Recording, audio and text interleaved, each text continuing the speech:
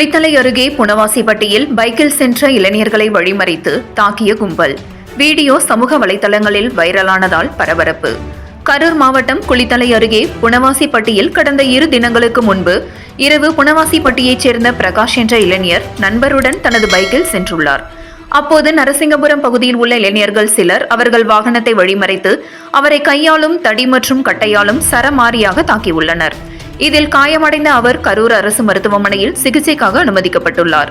இளைஞர்கள் பைக்கில் அதிவேகமாக சென்றதாக தாக்கியவர்கள் கூறிய நிலையில் தாங்கள் வந்த வாகனத்தை வேண்டுமென்றே வழிமறைத்து என்னையும் நண்பரையும் உள்நோக்கத்துடன் தாக்கியதாக காயமுற்ற இளைஞர் தெரிவித்துள்ளார். மேலும் அவர்கள் இருவரையும் தாக்கிய வீடியோ தற்போது சமூக வலைதளங்களில் வைரலாக பரவி வருகிறது. இதுகுறித்து காவல்துறையினர் நடவடிக்கை எடுப்பார்களா என சமூக ஆர்வலர்கள் கேள்வி எழுப்பி உள்ளனர். குறிப்பாக லாலாப்பேட்டை, குளித்தலை உள்ளிட்ட சுற்றுவட்டார பகுதிகளில் அதிகளவு கஞ்சா புழக்கம் இருப்பதால் கஞ்சாவில் இருக்கும் இளைஞர்கள் இதுபோல் தாக்கிக் கொள்வது தொடர்கதையாக இருந்து வருகிறது என பொதுமக்கள் குற்றம் சாட்டி வருகின்றனர். 7 Green News செய்திகளுக்காக கரூர் மாவட்ட செய்தியாளர் சீனிவாசன்.